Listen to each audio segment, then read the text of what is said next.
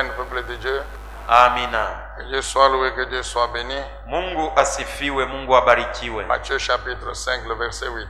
Mathayo 5 sura yake ya 8. Matthieu 5, verset 8. Mathayo sura yake ya 5 mstari wa 8. Heureux ceux dont le cœur est pur, Heri lenye moyo safi, car ils verront Dieu. kwa sababu watamuona Mungu. Qu'ils soient bénis tous ceux Wabarikiwe wale wote dont le cœur est pur. wana mioyo safi.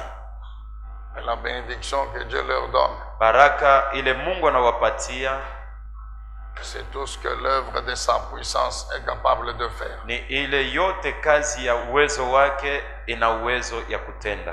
Voir Dieu, Kumuona Mungu c'est bénéficier de sa présence. ni kufaidikia uwepo wake. Et là où Dieu est présent, Pale Mungu eko, sa puissance agit. uwezo wake unatenda. Est-ce qu'on peut dire encore très bien Amen? Tuseme tena mzuri, amina.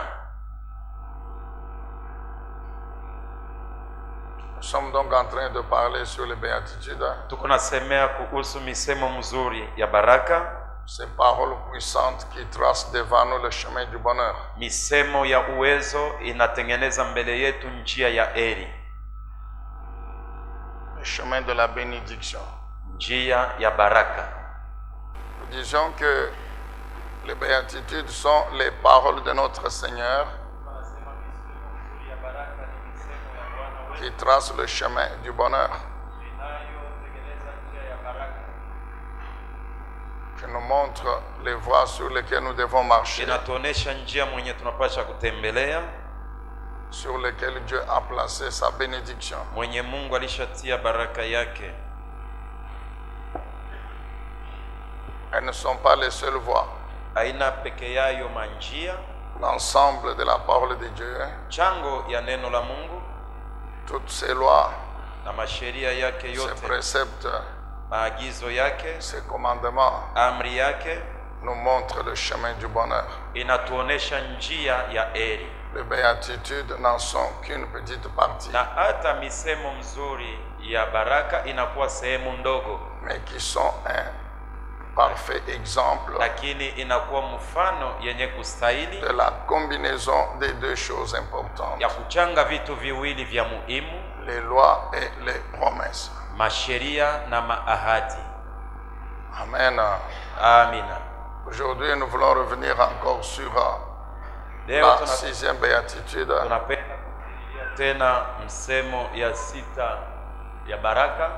je crois il y a quelques jours en arrière. Kuna masiku chache nyuma, Le pasteur Sylvestre avait touché là-dessus. Pastor Sylvestre alisemea.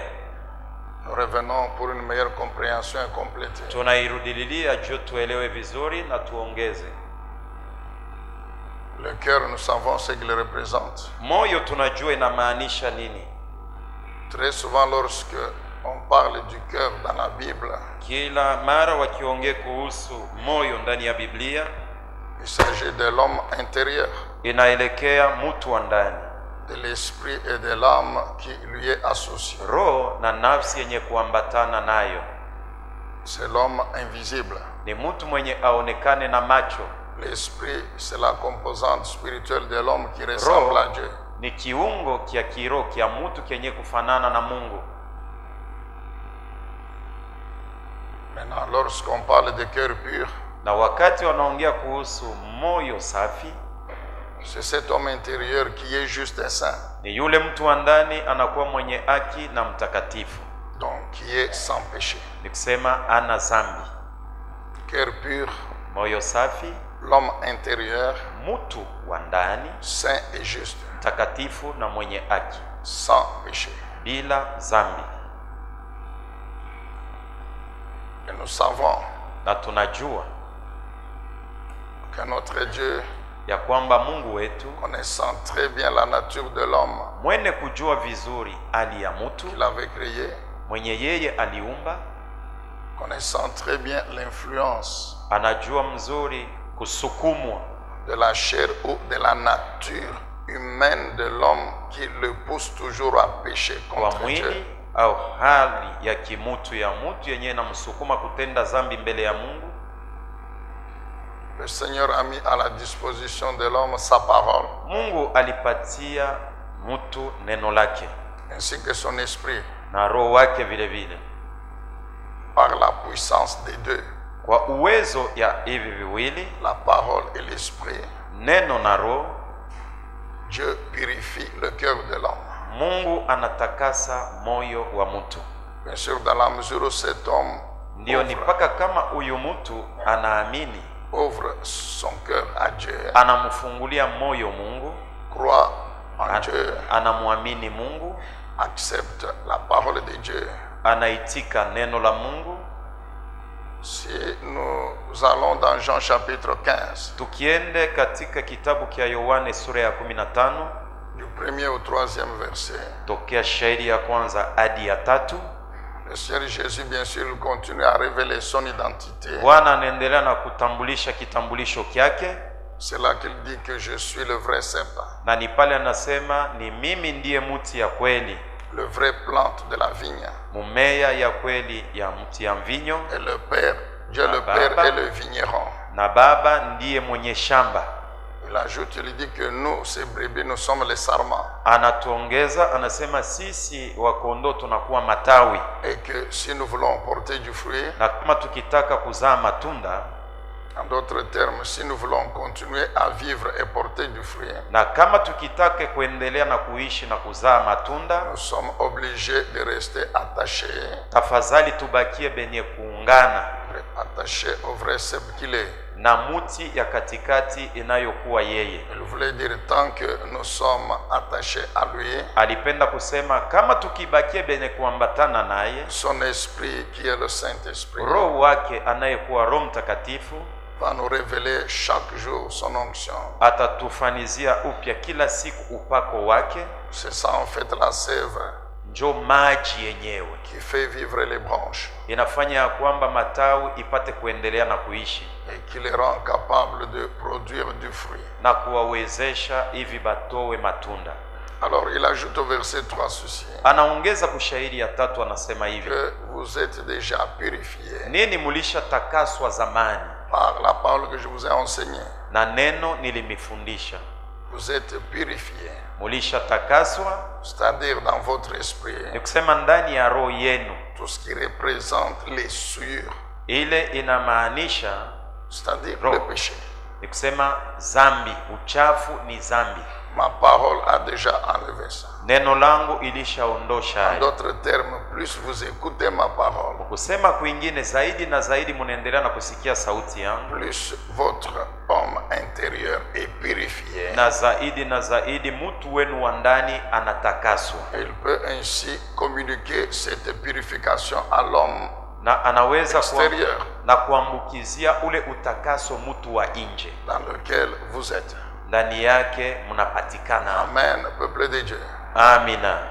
Quand vous lisez Ézéchiel, Ukisome kitabu cha Ezekieli 36, Ézéchiel chapitre 36, Ezekieli sura yake ya 36, à partir du 25e verset, kuanzia shairi yake ya 25, c'est un des passages clés de la parole de Dieu. ni maandiko mnene ya neno la Mungu. 25 à 27. 25 hadi 26.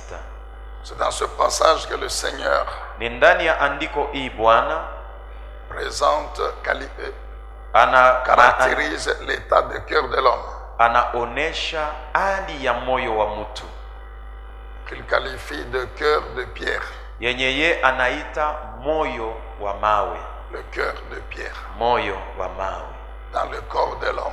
ndani ya mwili ya mtu. Nous avons déjà expliqué ce que ça signifie, le cœur de pierre. Tulishafasiriaka ni kusema nini moyo wa jiwe. C'est tout ce qui représente cet esprit incrédule Ni ile yote inamaanisha roho mgumu, qui rejette Dieu, inamkana Mungu, qui rejette la parole de Dieu. inakana neno la Mungu, Même si vous prêchez comment, hata kama wewe unahubiri même je, si vous démontrez comment, hata kama unaonesha vitu je, il refuse. anakataa. Alors Dieu dit, je vais enlever ce cœur Na Mungu anasema nitaondosha ile moyo Et je vais vous donner un cœur nouveau. na nitamipatia moyo mupya. Le cœur nouveau dont Dieu parle, Moyo mupya yenye Mungu anasemea, il le qualifie de cœur de chair, anaita ya kwamba ni moyo wa mnofu, symbole d'un esprit humble maana inamaanisha roho ya unyenyekevu, qui reconnaît sa pauvreté spirituelle, inatambua umaskini wake wa kiroho, qui reconnaît son impuissance inatambua kukosa uwezo kwake, et qui cherche Dieu, na inamtafuta Mungu, qui croit que Dieu existe, inaamini ya kwamba Mungu yuko, qui croit en sa parole, inaaminia ndani ya neno lake, qui croit que la parole de Dieu c'est la vérité, inaamini ya kwamba neno la Mungu ni ukweli, qui croit que cette parole a la puissance de changer ma vie, inaamini ya kwamba neno ina uwezo ya kubadilisha maisha yangu, qui croit que la parole de Dieu est la source de la puissance spirituelle dont j'ai besoin. inaamini ya kwamba neno la Mungu njo chemchemu ya uwezo yenye nahitajia. Alors Dieu dit que c'est ce cœur-là, Na ni Mungu anasema ni ile moyo, c'est cet esprit-là que je vais mettre en vous. njo ile roho nitaweka ndani yenu. En ce moment-là, Kwa ile wakati il va recevoir ma parole. itapokea neno langu, C'est ça l'eau pure dont il est question. njo maji safi yenye anasemea. Après, Dieu prend maintenant son esprit. Na kisha yake Mungu anabeba roho wake. Je reprends, Dieu prend la parole. Nasema tena, Mungu anachukua neno, Il met dans le cœur de chair. anaweka ndani ya moyo wa mnofu, Il prend maintenant son esprit. anabeba sasa roho wake, Il met dans le cœur de chair. anaiweka ndani ya moyo wa mnofu, Pour que cet homme, hivi huyu mtu au niveau de son esprit, ndani ya roho yake il se soumet à l'autorité de la parole de Dieu. atii ukubwa wa neno la Mungu, Il se soumet au Saint-Esprit. amtii Roho Mtakatifu, Reçoivent maintenant la capacité na apokee sasa uwezaji de pouvoir mettre en pratique les lois de Dieu, ya kuweka katika matendo masheria ya Mungu, d'obéir au commandement de Dieu, de les mettre en pratique. kutii amri ya Mungu na kuiweka katika matendo.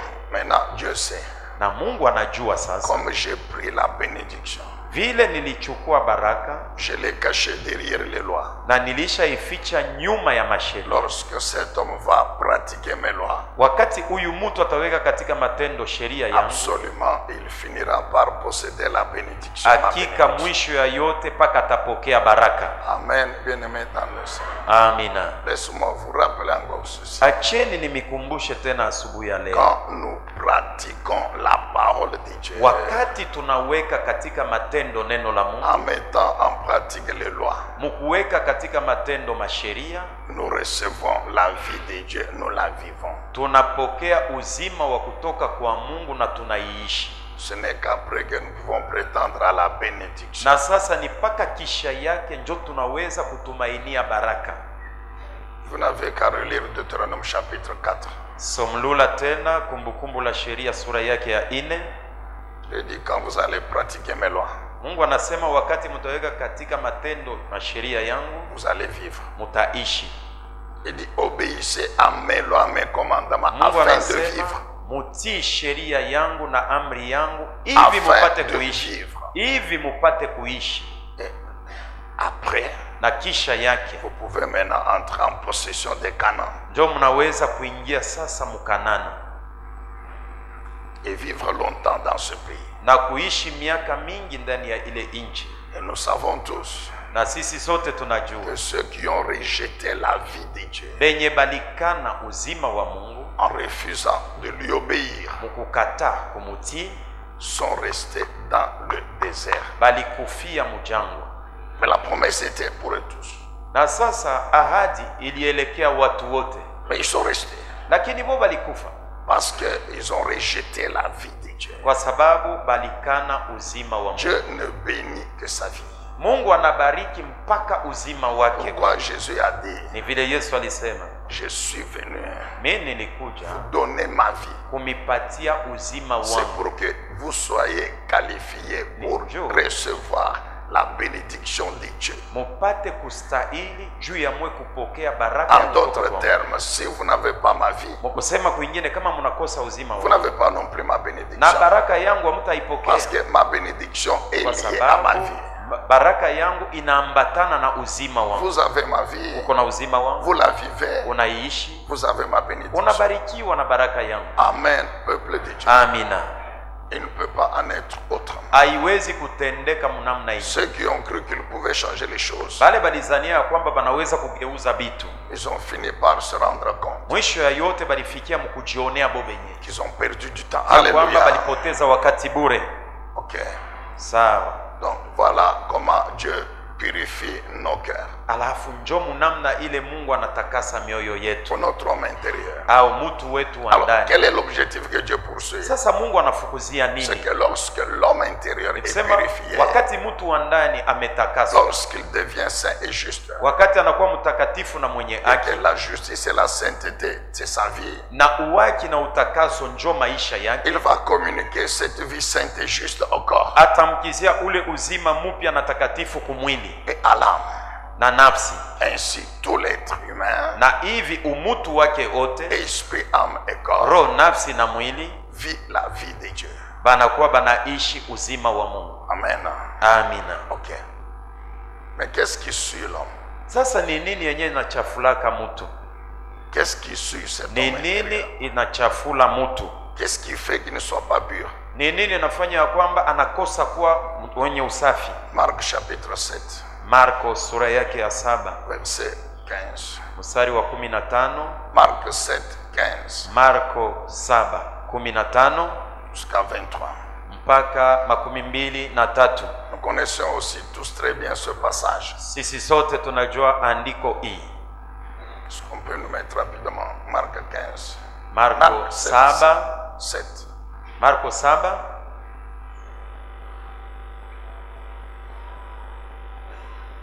Marc chapitre 7. Marko sura Okay. yake ya 7.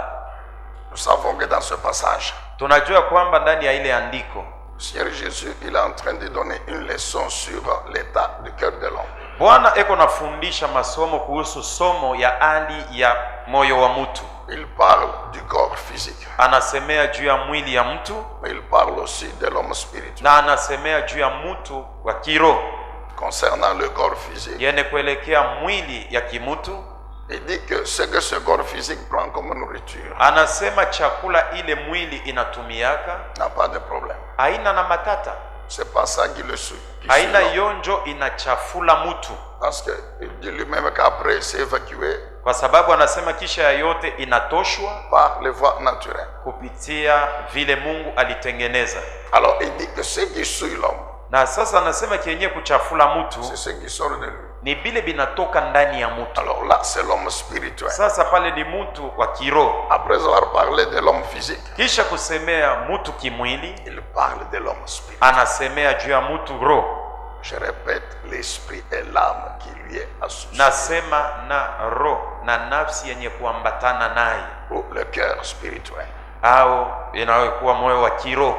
Il dit que ce qui le suit, lui, l'homme là intérieur, Anasema ile na chafula mtu lwa ndani c'est ce qui sort de lui. ni bile binatoka ndani yake ye, Pas ce qui entre dans son corps physique, haina bile binaingiaka mumwili yake hapa, mais ce qui sort de son homme spirituel. lakini byenye kutoka ndani ya mtu wake wa kiroho. Alors il donne la liste de ces choses Na analeta daftari ya vile vitu qui sont dans le cœur spirituel binapatikana ndani ya moyo wa kiroho et qui le suit en sortant. na binamchafula kama binatoka ndani yake. Il dit ce qui suit l'homme, Anasema byenye kuchafula mtu c'est ce qui sort de lui. ni bile binatoka ndani yake ye, Mais ce qui sort de lui, lui, c'est l'homme intérieur. na bile binatoka ndani yake ye ni ule mtu kiroho.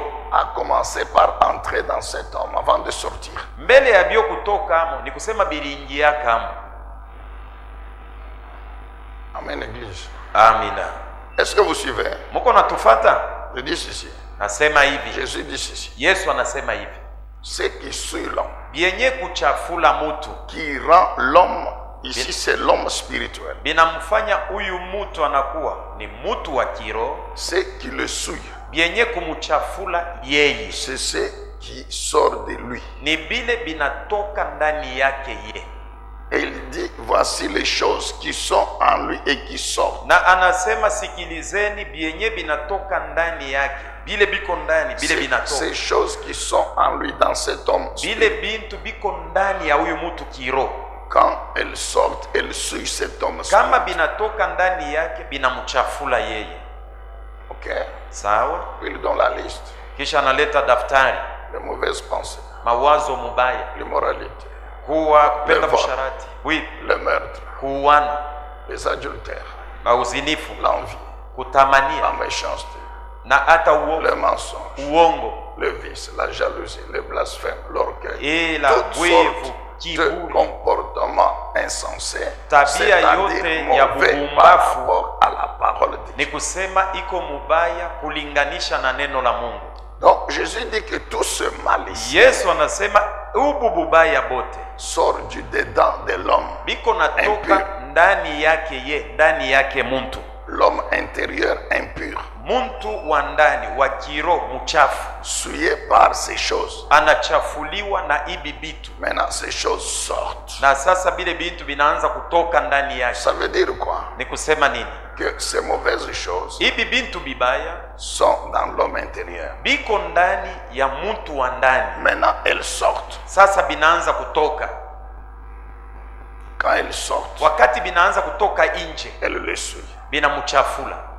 Ces choses sont les œuvres de la chair. Hii bintu ni matendo ya mwili. Sont les œuvres de la chair. Ni matendo ya mwili. Qui sont dans l'homme intérieur. Binapatikana ndani ya mtu wa ndani. En semaine, on est encore revenu sur l'importance. Kadiri ya Juma tulisemea juu ya dei. L'objectif de Dieu en donnant la loi à Israël. C'est que Dieu poursuit ya Mungu. Dieu visait l'homme intérieur. Wakati aliwapatia sheria watoto wa Israeli, Mungu alikuwa anatafuta mtu wa ndani kwa sababu neno lake ni comme premier destinataire l'esprit de l'homme. Na inatoka inaongea na mtu wa kiroho. Maintenant l'esprit de l'homme. Na roho wa mtu, au lieu d'avoir en lui la parole, kuliko ndani yake iwe na neno, il a au contraire ces choses. Lakini kwa kinyume nyume nakuwa na hii matendo.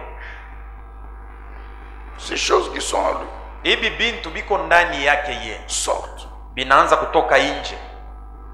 Quand elles sortent. Kama binaanza kutoka nje, Jésus dit elle le souille. Yesu anasema binamchafula yeye mwenyewe. Elle manifeste le péché qui en lui. Ni kusema binaonesha nzambi ile iko ndani yake ye. Ces mauvaises choses. Ibi bintu bibaya sont en lui. Binakuwa katikati.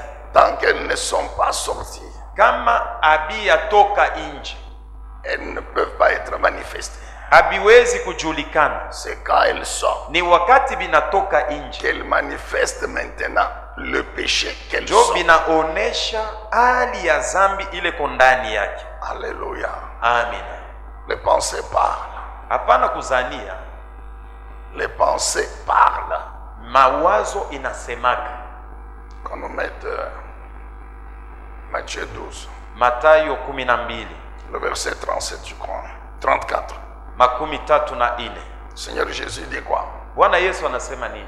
C'est de l'abondance. Ni kutoka utele wa moyo njo kino na kio kinafunguka kinaanza kusema. Il stigmatise le comportement. Anasemea tabia ya Wafarisayo.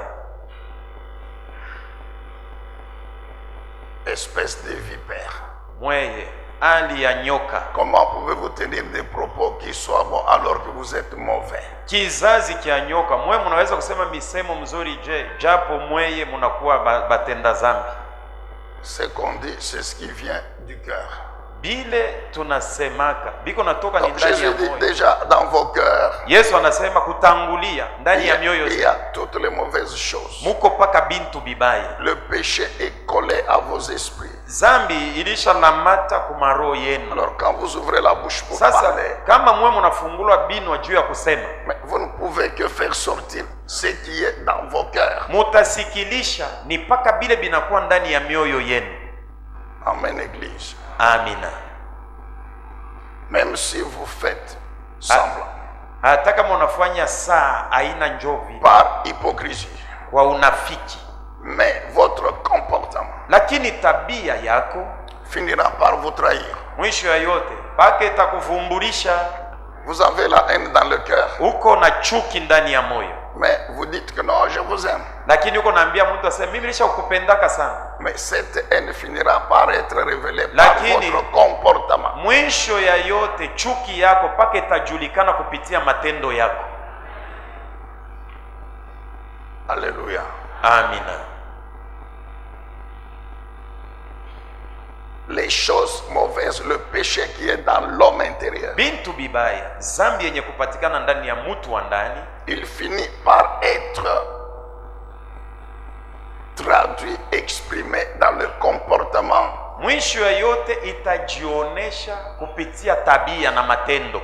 C'est-à-dire que cet esprit mauvais, ni kusema ile roho mubaya, il y a des choses mauvaises, huko vitu vibaya va se servir des organes du corps, na bitatumia viungo vya mwili, la langue pour parler mal, ulimi juu ya kutambuka vitu bibaya, le corps, les mains pour mal agir, mikono juu ya kutenda donc mabaya. les mauvaises choses qui sont dans le cœur, ni kusema ni bile bintu bibaya biko ndani ya roho, sont exprimées soit par la parole, soit par le binajionesha comportement. kupitia misemo, kupitia matendo, kupitia mwenendo. C'est pourquoi Jésus dit ça souille l'homme. Na ni vile Yesu anasema binachafula mtu.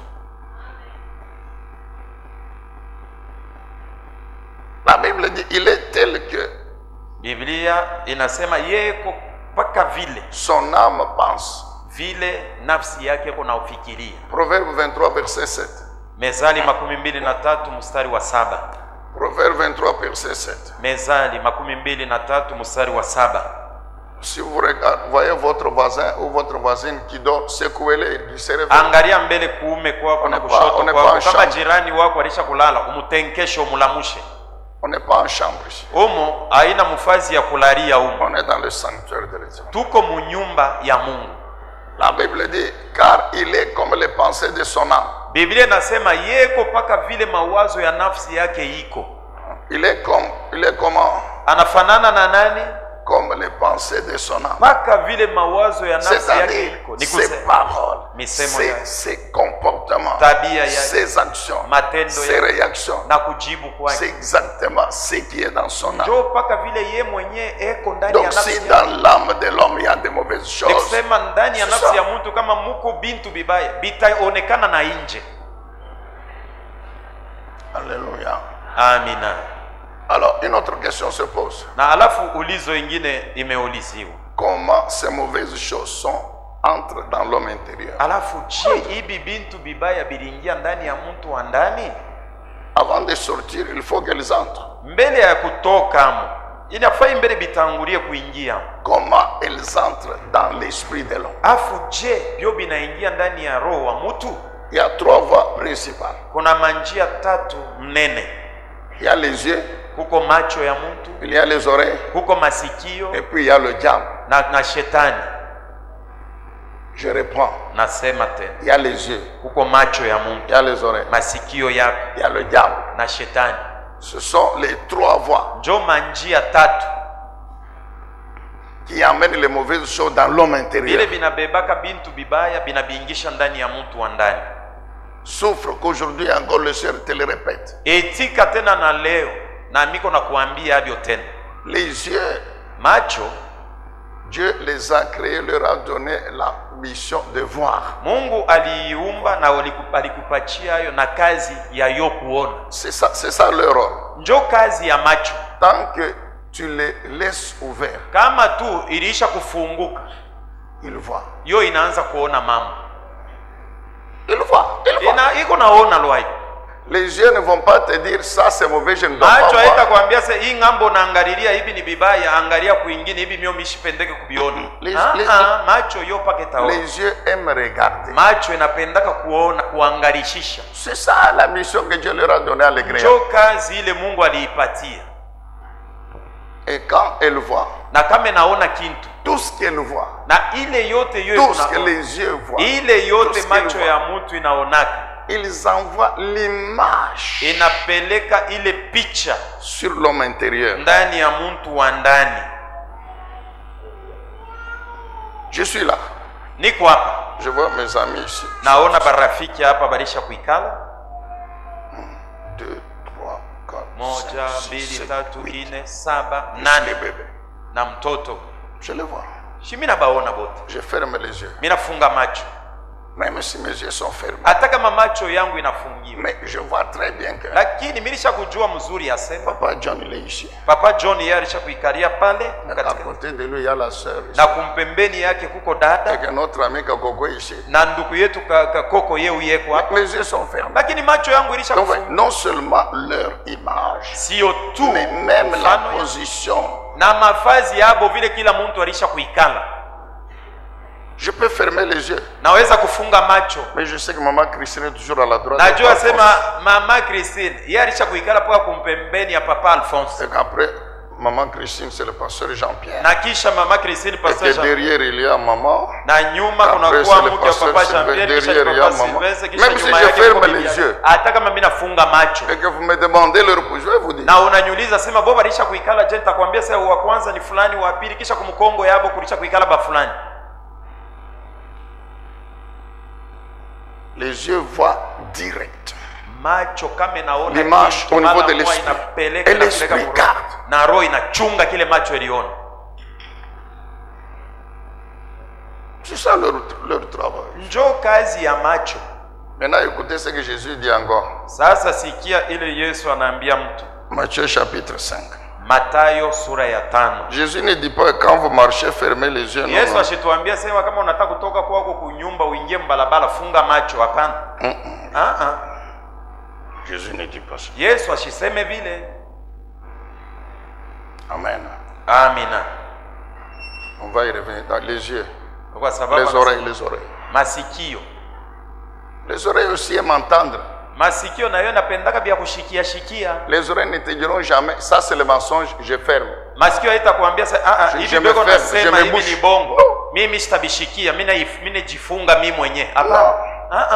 D'ailleurs, vous allez vous rendre compte Na utaona mambo que beaucoup de maris ont fini par tromper leurs femmes. C'est parce que les femmes aiment entendre. babwana ba mingi mwisho ya yote anafika na kwanza kumlanda na bibi yake. Njoo anaona sema bibi ye anapendaka bia kushikia shikia. Ye ni paka bia kushikia. Les oreilles ne te diront jamais que ce que tu entends là, ce que j'entends maintenant, c'est mauvais, je me ferme. Masikio yako haitakwambia hata siku moja hivi mimi niko nashikia mimi mashikio biko bibaya mimi najifunga mimi mwenyewe. Hapana. Elle aussi envoie les images sur notre homme intérieur. Na hiyo bile nashikia inapeleka paka ndani ya mtu wetu wa ndani. Vous avez parlé, Uliongea, vous avez entendu toutes sortes de conversations. ulisikia tout ça. mambo Et c'est fini. kunaishi Vous partez. unatoka unaenda. Ce que vous avez entendu là Bila ulishikia na masikio est resté dans bilisha votre âme. kubakia ndani ya nafsi yako. Vrai ou faux? Ni bia kweli au ni bia bongo? Parce que j'ai comme l'impression que vos oreilles vous n'entendent pas. Kwa sababu mimi naanza kuona saa mwe mashikio yenu aishiki yake yoyo kintu, Ou bien vos oreilles vous sélectionnent ce qu'elles doivent entendre. au mashikio yenu kama inaanza kushikia bintu inaanza kuchakula amu bile napendaka na bila ipendaki. Le diable. Shetani, Le diable. shetani Oui, c'est terrible. ye njoo sasa alisha na kupitisha. Le diable inspire les pensées. Shetani anavuviaka muntu mawazo. Le diable influence les émotions, les sentiments, les passions. Shetani atakuletea maanasi, bivukutu na Le mawazo fulani fulani. diable injecte Shetani anaingizaka ndani ya mtu le mensonge dans l'esprit de l'homme. uongo ndani ya roho ya mtu. Bon, je ne sais pas comment vous allez trouver ça. Mishijue vile mwe mutabiona. Nous connaissons Matthieu chapitre 16, non? Shi tunajua Mathayo 16. Des 12 à Tokea 20. mstari wa 12 hadi 12. Pierre par l'Éternel. Petro yuko nasemea wa milele Déclare que Jésus est le Fils de Dieu, le Messie. anatangaza ya kwamba Yesu ni mwana wa Mungu, ni Mesia. Et le sœur lui a dit, mais ça c'est Jésus qui dit. Na Yesu C'est le anamwambia, Père qui te l'a dit. hii ni baba. Tu es ndio heureux, Simon. anakuambia. Simoni Ça, ce n'est kumwambia, pas toi, c'est mon Père qui te l'a hii révélé. haitoke Très bien. kwako, ni baba yangu ndio anakuambia. Désormais, les clés du royaume, c'est que tu vas aller sur la terre, tout ça. Très bien. ulo ya dunia, yeye Jésus akabisa ni parle et il termine. Yesu anaongea anamaliza. Mettez-nous le verset 21. Utuweke shairi yake 21. Ça, c'est le verset 21. Hii ni shairi Même chapitre. Hein? Mpaka sura moja moja. La Bible, à partir de ce moment. Kwa hii wakati. De quel moment? Ni wakati gani? Moment où Pierre venait de déclarer que Jésus est le Fils de Dieu. Paka kutoka tu Petro anatoka mkutangaza sema Yesu ni mwana wa Mungu. Jésus venait de dire tout ce qu'il venait de dire. Na Yesu anatoka kumwambia bile vyote anatoka kumwambia. Jésus commença maintenant à exposer à ses disciples qu'il devait se rendre à Jérusalem. Na Yesu akaanza kuambia wanafunzi wake ya kwamba alipasha kwenda kwa Yerusalemu. Subir de cruelles souffrances de la part des responsables du peuple. Na kuishi mateso ya kutoka kwenye de la part des chefs des prêtres, des spécialistes de la loi. Mapadiri na walimu. Être mis à mort et ressuscité le troisième jour. Na kuuawa na kufufuka siku ya tatu. Amen. Amina. Maintenant écoutez le verset ici. Sasa shikieni hii shairi. Alors Pierre le prit à part et s'est mis à le faire. À le faire quoi? Yesu anamkokota kumpembeni. Anaanza kufanya yeye nini? Anamkokota. Twende kuia mbele huko kwa shiba wili. Qu'est-ce que tu es en train de dire? Uko nasema nini mbantu vile? Qu'est-ce que tu es en train de dire? Uko nasema nini wewe? Ça ne peut pas t'arriver. Hii mambo ya vile haiwezi kufikia. Okay. Sawa. La Bible dit quoi? Biblia inasema nini? Verset 23. Shairi yake 23. Jésus se retourna. Yesu anageuka. Il dit quoi à Pierre? Anamwambia Petro asema nini? Arrière Satan. Wende mbali na mimi shetani, wewe shetani. Éloigne-toi de moi. Wende mbali na mimi shetani. Tu es pour moi un obstacle. Wewe uko mbele yangu na kwa kizuizi. Tes pensées ne sont pas celles de Dieu. Amen. Kwa sababu mawazo yako wewe haina njoo ya Mungu. C'est le même Pierre, bien c'est notre. Chini paka ule Petro moya moya. C'est le même qui vient de dire que Jésus est le Fils de Dieu. Ni paka ule anatoka mkusema paka pale asema Yesu wako mwana wa Mungu. C'est le même qui interdit au Fils de Dieu de mourir pour accomplir la mission pour laquelle il est venu. Tena paka yeye anakataza paka ule mtoto wa Mungu moya moya ashikufwe tena juu ya watu. Quelle que soit ton onction, ingawa upako ile uko nayo, tu dois faire attention avec le diable. Keba ange na shetani. La Bible ne dit pas qu'il s'est passé 48 heures, non. Biblia iseme kisha siku mbili paka pale bengariki paka pale. Alléluia. Amina. N'oublie jamais ce principe. Usisahau kamwe hii kanuni. Que tu dois veiller à ceux qui entrent dans ton esprit. Kesha keba dans ton âme. Vile biko naingia ndani ya roho na nafsi yako. Car ceux qui entrent dans ton esprit, kwa sababu bienye kuingia ndani ya roho yako, c'est ça qui va déterminer ce qui doit exister dans ton esprit. Jo kile kitaonesha waziwazi bienye kuwa ndani ya roho yako wewe. Et c'est ce qui doit exister dans ton esprit. Na bienye bile binapasha kuwa ndani ya roho yako. Qui va construire ta vie. Jo bitajenga qui va bénir ta vie. Bitabariki maisha yako.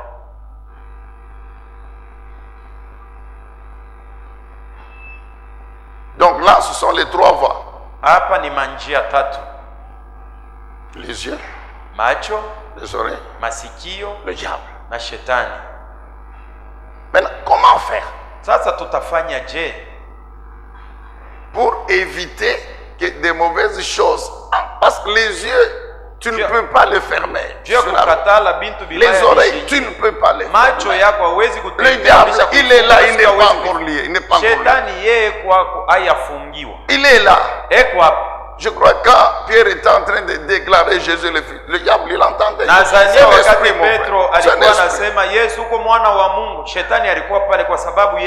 Jésus termine de louer Pierre. Yesu anamalizana na kumsifu Petro. Pierre s'est senti très bien. Petro Nazania alisikia sasa minjo. Ce qui fait que quand maintenant na ile ilifanya kwamba kisha le diable est en train de lui injecter le mensonge, les mauvaises pensées, Pierre ne peut pas se rendre compte Petro akuweza kutambua que cela c'est le mensonge ya kwamba hii ni uongo. Et que ce qu'il va faire, c'est intolérable devant Jésus. Na bienye atasema Yesu atabivumilia. Il le prend à côté, il dit non, non, non, non. Anambeba kumpembeni asema kuya mbele huko. Comme pour dire, moi je viens de dire que tu es le fils de Dieu, tu es le Messie. Au kushikia mimi natoka mkuambia sasa wewe ndio mtoto wa Mungu. Et toi tu nous dis que ces gens vont t'arrêter, tu vas mourir. Faut pas dire ça. Hapana kusema mambo ya vile. Je crois que Pierre a fait à Jésus. Nazania alimwambia Yesu asema hapana tena kufanya vile. Hapana tena kufanya vile. Calmement. Katika utulivu. Allez, Satan. Allez, we shetani. Bon. je me suis toujours dit, mais je ne sais pas Pierre. Najiuliza Quand Jésus a dit arrière de moi Satan. Pale Yesu alikuwa anamwambia ye Petro asema wende mbali na mimi we shetani. Ça l'a beaucoup troublé. Nazania alivuruga mimi shetani. Je lui donne un bon conseil. Mimi kuna mshauria, niko namwambia mambo mzuri juu asiende kufu. Pour qu'il ne puisse pas mourir. Asijue asiende kufu. Mais lui il me traite de Satan. Yeye ananiambia sasa mimi niko shetani. Alléluia. Amina. Alors comment faire? Sasa tutafanyaje? Ya kwanza, faut discipliner les yeux et les oreilles. Inafai kuadibisha macho yako na masikio yako. Qui doit les discipliner? C'est toi l'esprit. Wa kuadibisha ni wewe roho. Ton esprit, c'est toi le véritable. Wewe roho, wewe tu dois discipliner tes yeux. Unapasha kuadibisha macho yako. Tes yeux. Il y a des choses que tu vas donner à tes yeux de voir. Huko bintu unatambia macho yako biangalia. D'autres tu lui prives de voir. Yengine unasema wewe macho yangu hivi wawezi kuviona. Hautaangalia bia hivi wewe. Le Seigneur Dieu dans sa bonté, il a nous donné une leçon là-bas. Mungu kufuatana na wema wake alitupatia somo. Matthieu 5:29. Mathayo 5:29. Ça c'est la leçon que Jésus donne pour les yeux. Hii ni somo Yesu anatupatia juu ya macho. Anatuambia nini? Matthieu 5:29. Si ton œil, kama licho yako, ton œil droit, licho yako ya kuume te fait tomber dans le péché, tu dois faire arrache-le. Yonjo na kuangushaka munzambi, fanya tosha yo. Est-ce que tu comprends? Unaelewa? Tu vois jusqu'où Jésus est allé. Unaona mpaka wapi Yesu anafiki. Jésus ne dit pas ferme-le, non. Yesu asiseme funga licho yako ya kuume, hapana. Parce que Jésus, il sait que donc le Seigneur se dit, tu peux fermer maintenant, mais après l'œil va toujours s'ouvrir. Na mwisho ya yote paka itafunguka. Ongola hiyo. Ça, on va voir.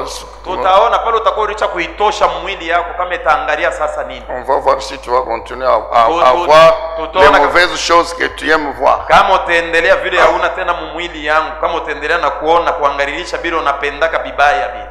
Tosha. Allez, enlève, arrache. Il y a des gens. Uko bantu bengine. Donc pour tromper là. Juu ya kudanganya. Surtout dans les lunettes là-bas. Zaidi mudarbini mwana. Njo alicha kuvuala hiyo au muone mu macho vile kuna pika macho mkukulana. Amen église. Amina. Et il dit même donc les membres de ton corps. Nikusema viungo vya mwili. Mieux vaut pour toi perdre tes organes que de voir ton corps entier dans les feux. Ni mzuri kupoteza kiungo vya mwili yako kuliko wewe wote uingie mu moto. Tes yeux là, macho yako wewe, vont t'amener en enfer. Itakupeleka moto.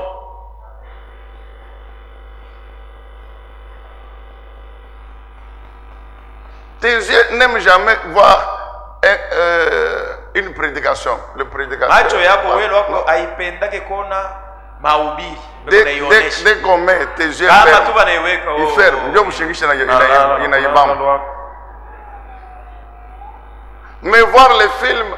Lakini mafilamu les yeux ici. Donc quelqu'un utakutanisha mtu tangu busubuhi alisha kuikala msala wako mpaka naangalia. Il me dit pasteur, aujourd'hui j'ai suivi. Ananiambia pastori, leo nilifata Jacques Bauer.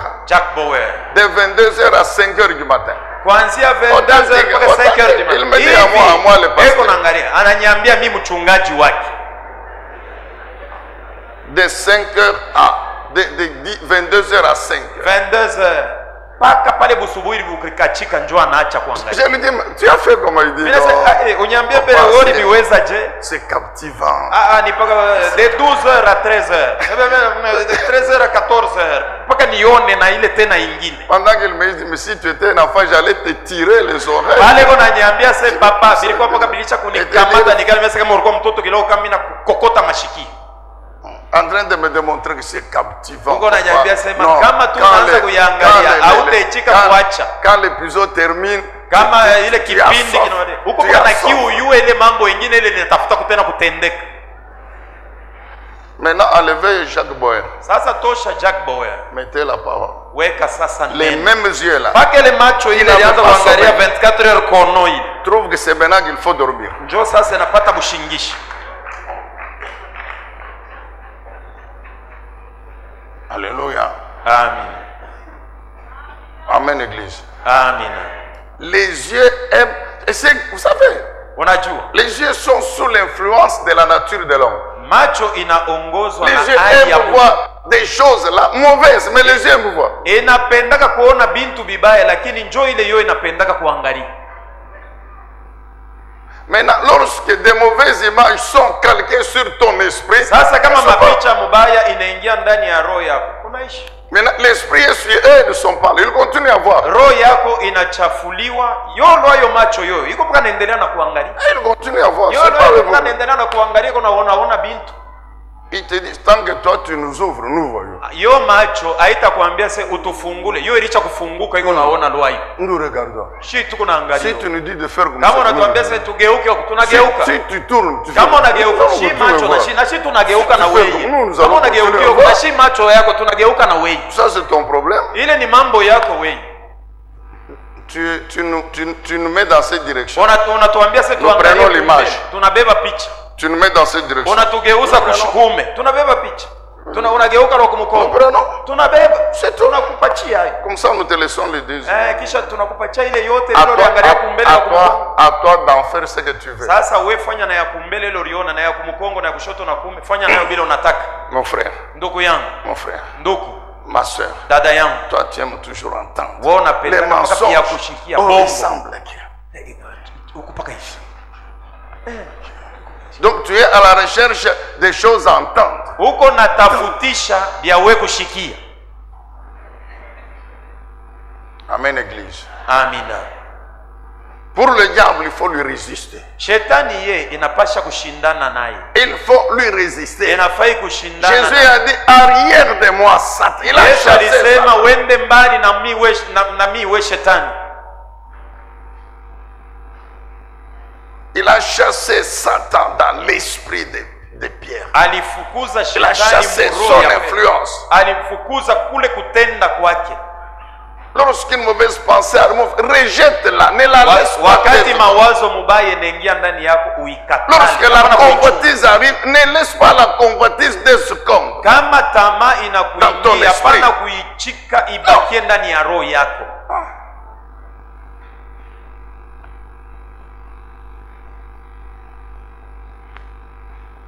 Il y a des hommes, je ne les comprends pas. Kuko banaume bengine shibaelewe. Mon frère. Ndugu yangu. Écoute, je te donne un conseil. Shikia, mimi nakupatia shauri. Sur la terre ici. Ba dunia hapa. Tu as trouvé les femmes. Banamuke. Ulibakutaka. Tu les as trouvées. Ulibakutaka banamuke. Tu vas les laisser. Na utabaacha bale banamuke. Je te répète. Mimi nakuambia tena. Sur la terre ici. Hapa paidoni. Tu as trouvé les femmes. Banamuke. Wewe ulibakutaka hapo. Tu vas les laisser. Na kisha utabaacha wewe. Maintenant, si tu ne tires pas attention. Kama ukebe ange. Tu vas aller en enfer. Utaenda mumoto. Elle que tu aimes admirer, la vont au ciel. Bado napendaka kuangalilishisha kuna geuko kuna geuko. Bolo wao banaenda kumbingu. Amen. Amen. Dites quand même amen. Non. Chimuseme kwa amini. Le diable, il faut lui résister. Shetani inafai kushindana naye. Faut résister. Inafai kushindana ndugu yangu. Troisième chose qu'il faut faire. Kitu kia tatu kenye tunapasha kufanya. C'est avoir faim et soif permanent de la parole de Dieu. Ni kuwa na njaa na kiu kia kila wakati. Philippiens chapitre 4 wa Filipi 4. Philippiens 4 verset 8. On n'a pas beaucoup de temps pour entrer trop en détail, mais toi tu connais, Hatuna na wakati ya kusema sema bia kusema, lakini wewe mwenyewe usha kuyua. Tu connais mon frère. Sio unayua wewe ndugu yetu. Philippiens 4 verset 8. Wa Filipi 4:8. Enfin frères et sœurs, mwisho yake banduku na badala, nourrissez vos pensées de tout ce qui est vrai. Lisheni mawazo yenu na ile biote binakuwa bia kweli. De tout ce qui est noble. Bile biote binastahili. De tout ce qui est juste. Bia uwaki. De tout ce qui est pur. Bile binakuwa safi. De tout ce qui est digne d'amour. Na bile binastahili mapendo. D'approbation. Na hata maana. De tout ce qui est vertueux mérite la louange. Na bile biote binastahili sifa.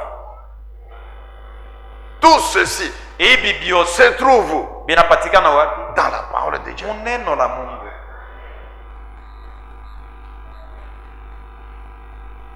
C'est pourquoi Dieu dit, je prendrai ma parole. Ni vile Mungu anasema je vais mettre dans ton esprit purifier ton esprit, c'est-à-dire pour enlever les mauvaises choses et mettre ce qui est bon.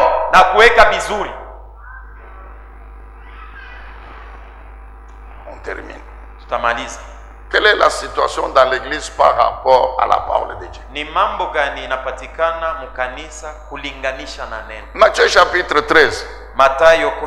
La situation dans l'église par rapport à la parole de Dieu. On va dire rapidement quelque chose là-dessus. Matthieu 13. En fait, il y a deux paraboles dans ce chapitre. Il y a la parabole du semeur et la parabole des livrés ou de la mauvaise herbe. Alors, sois attentif, mon frère, par rapport à la parole du semeur, pour que toi-même tu puisses te mettre dans cette parabole. Moi, je suis le type.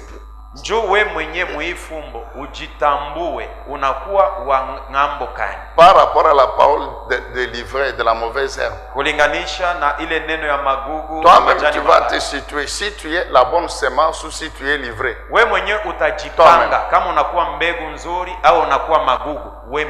Parabole du semeur. Jésus donne le récit, la parabole de 1 à 9. Faute de temps, on ne relit pas. Mais notez, maintenant, Jésus, il explique la parabole de 18 à 24. De 1 à 9, il présente la parabole. Maintenant, de 18 à 23, il explique la parabole aux disciples. Dans la parabole, il est question du semeur. Il y a le grain ou la semence et qui jette sur différents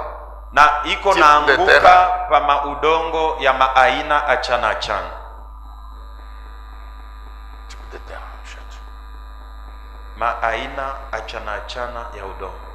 Premier type de terrain, c'est au bord du chemin, comme des rôles là-bas. Ni pembeni ya barabara, saa inje pale. Kupembeni. Mpandaji iko natupa inaangukia pale. Deuxième type de terrain, na hata fazi ya pili, c'est juste un petit sol comme ça. Ni kaudongo tudogo hivi qui est sur des pierres. Na chini yake kuna kuwa mawe. Jette aussi. Na yeye anatupa pale. Troisième type de terrain, na hali ya tatu, c'est il jette, mais il y a aussi la livrée qui est là. Les épines. Il y a les, non, pas livrée, les épines. Wakati eko natupa mbegu ingine nenda kuangukia mumiba. Il jette la semence eko anatupa mbegu sur un sol où il y a déjà les épines. Pa udongo penye panakuya miba. Et quatrième type de terrain, la bonne terre. Na hali ya ine njo udongo mzuri. Et puis il explique aux apôtres. Kisha anafasiria wa mitume. Il dit que anasema ya kwamba le premier type d'environnement hali mazingira ya kwanza représente, inamaanisha, Jésus parle des membres du peuple de Dieu. Yesu anasemea juu ya wanamemba watoto wa Mungu. Donc de l'église comme nous sommes là. Nous sommes là. Kanisa paka hivi tuko hivi. Alors il dit que les grains au bord du terrain, anasema ile mbegu iliangukia kupembeni ya barabara, représente toutes ces personnes dans l'église, inamaanisha bantu bale bote beko mukanisa qui écoutent la parole, banafikia neno, mais qui ne font aucun effort pour la comprendre, lakini abafanye nguvu yabo njoo ya kutafuta kuielewa, qui ne la comprennent pas. Abaielewe. L'apôtre Paul Kalonji nous avait parlé en semaine. Mtume Paulo Kalonji aliongea nasi kadiri ya Juma. Et nous y revenons aujourd'hui pour comprendre encore davantage. Na tunaisemea leo hivi tupate kuelewa kabisa kabisa. Comprendre, kuelewa, c'est comprendre qu'est-ce que Dieu veut me dire. Ni nini Quel est le message qui est dans cette parole? Ujumbe inekuwa ndani ya neno hii ni nini? Maintenant, qu'est-ce que je dois faire? Sasa ni kitu kani naitwa kufanya? J'ai compris. Ce que Dieu veut me dire. Ce que Dieu me demande. Maintenant, qu'est-ce que je dois faire? Sasa mimi nifanye nini? Et avec la compréhension, il y a s'approprier la parole. Na kuelewa ya kusema neno na je m'accroche à la parole. Je la comprends. Je m'accroche. J'en fais quelque chose de précieux. Et je ne peux pas relâcher. Alors Jésus dit que les amis de premier type là d'environnement, bale barafiki ba kwanza balianguka pembeni ya barabara. Amen. Kama anapokea neno kunaisha amina, prêche encore. Alléluia. Alléluia, c'est très bon. Puis quand il sort, kisha kama anatoka, bon, on a prêché quoi? Banamuuliza balihubiri leo nini? Si tu ne comprends pas, tu ne peux pas expliquer à quelqu'un ce que tu n'as pas compris. Leo utamwambia mtu bila wewe ukuelewe. Et tu ne peux rien faire parce que tu n'as pas compris. Juu au kuelewe bile bintu. Et Jésus dit quoi? Yesu anasema nini? Le diable. Shetani. Comme tu ne comprends pas. Sasa vile wewe uelewe kitu. Il enlève. Anabitosha vyote. Enlève. Anatosha vyote. Pourtant tu as dit amen. Japo shinauri sema amin. Mais dès que tu sors, kama unatoka, avant d'arriver à la maison, mbele ya wewe kufika na kunyumba kwenye abinamo hata kimoyo. Deuxièmement, cha pili, solo rocailleux. Na pale panakuwa tu bulongo kisha chini peko mawe. Le sol il est moins épais. Anasema udongo mzuri. C'est vrai, la semence entre. Mizizi ya mbegu inapasha kuingia chini. La semence entre. Inapasha kuingia chini. Elle va sortir. Na inapasha kutoka. Mais comme il n'y a pas suffisamment de terre pour enfoncer les racines, muhali mnene juu ya kuingisha mizizi chini, la plante va faner, elle va sécher. Itakauka, inakufa. Et il dit que ce sont des gens qui reçoivent la parole. Anasema ni benye kupokea neno. Mais dans le cœur là où il y a la parole, lakini mumoyo mwenye mnakuwa neno, il y a déjà les soucis. Kuko manunguniko. Il y a les inquiétudes. Kuko mafadhaiko. Il y a les murmures. Kuko manunguniko. Il y a les doutes. Kuko kukata kushakia. Il y a le découragement. Kunakuwa kupungukiwa kiasi. Donc, dans son esprit, ni kusema ndani ya roho yake d'un côté il y a la parole, ngambo mwa kuko neno, de l'autre côté il y a toutes ces choses ngambo ingine kuko hibi bintu byote. Et comme ces choses là ont une puissance, sa vile hibi bintu biko na uwezo ya matata, étouffe la parole, bitazuiza neno la Mungu ishitende, et influence maintenant l'esprit de l'homme. Sasa inaanza kuongoza roho. Ils étouffent la parole et donc étouffent l'influence de la parole, na hata kutenda kote kwa neno. Est-ce que vous comprenez ça? Naelewa vile. La semence au milieu des épis. Mbegu ile naangukia mumiba. Il reçoit la parole. Anapokea neno. Mais il y a la persécution. Lakini kunakuwa kusongwa. Il y a les attraits. Kunakuwa mamambo mbalimbali. Toutes sortes de convoitises que le monde présente. Matama yote ile dunia ile namuoneshaka.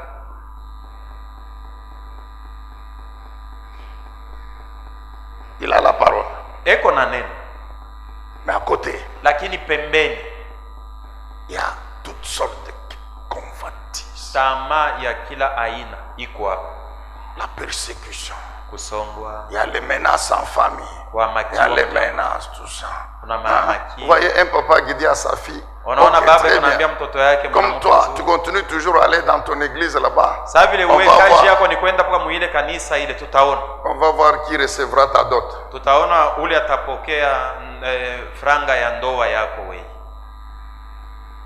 Il y a un jeune homme parmi les intercesseurs ici qui a connu la persécution. Mais nous continuons à admirer la foi. Tiens-toi debout, papi. Lakini tunaendelea na kusifu imani. Est-ce qu'on peut acclamer le Seigneur pour ce jeune homme? Mpigie Bwana makofi kwa sababu ya ndugu huyu. Merci, que Dieu te bénisse. Asante, Mungu akubariki. Dis, toi, tu vas chez les pentecôtistes. Wewe unaenda ku bantu ba kiro.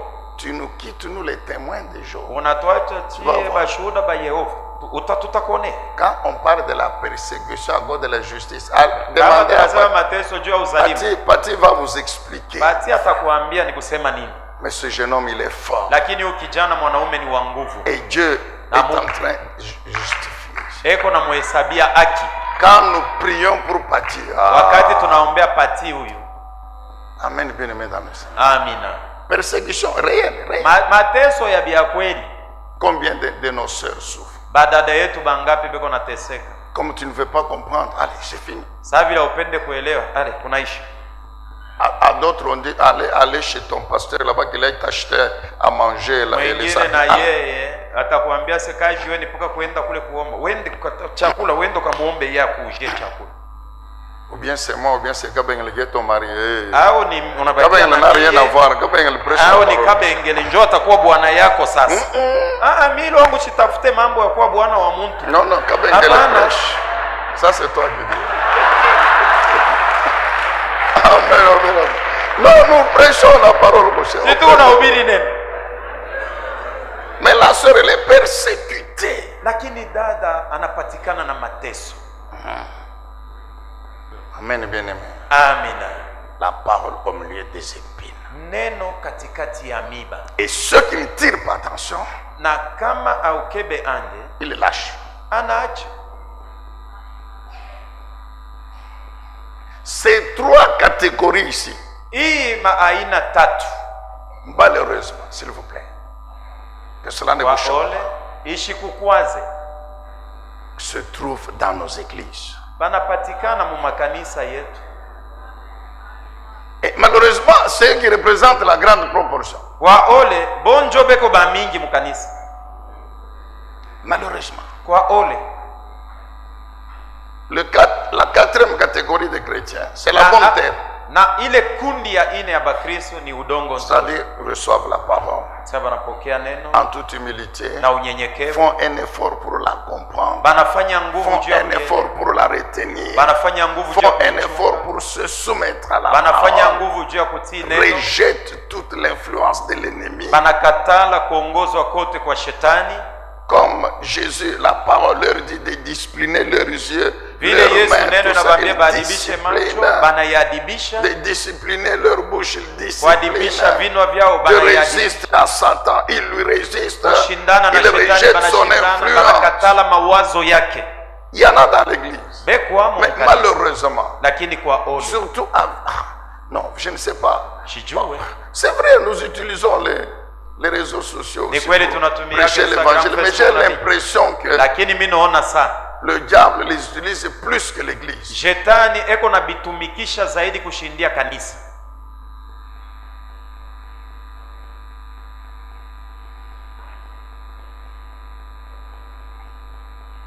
Surtout que tous ceux qui les ont inventés lui appartiennent. La plupart zaidi bengi katikati ya benye bali bitunga ni bake ye. Parce qu'il y a tout. Kwa sababu utakutana muko biote. Il y a tout. Muko biote. Les petites filles là, à l'école primaire. Batoto kiloko ba hivi ba ku primaire. Mais touche au téléphone. Le téléphone là, elle sait manipuler le téléphone. Hein? Toutes les applications kanayo. Vyote binakuwa ndani, anajua te, anaweza kama mimi naingia mtafanya hivi, nikitoka hiyo mtaingilia pale, nitafanya tena hivi. Tu te poses la question. Unajiuliza ulizo. Bon, c'est vrai quand on avait son âge, les téléphones. Ni kweli shi pale tulizalikuwa tulikuwa na miaka yabo ya leo, simu hii ya leo haitukuwaka nayo. Les téléphones ici même pour les portables. Il n'y a pas longtemps. Hii portable, hakuna miaka mingi. Dans les années, il y a 20 ans, c'était encore phony. Unakuwa alaka makubiri kwa sema kwa nguvu michi shiki ulisema je? Mushika. Mushika kule mnalamuka. Unashika vile mnasema. Est-ce que tu m'as bien suivi? Aujourd'hui c'est le téléphone.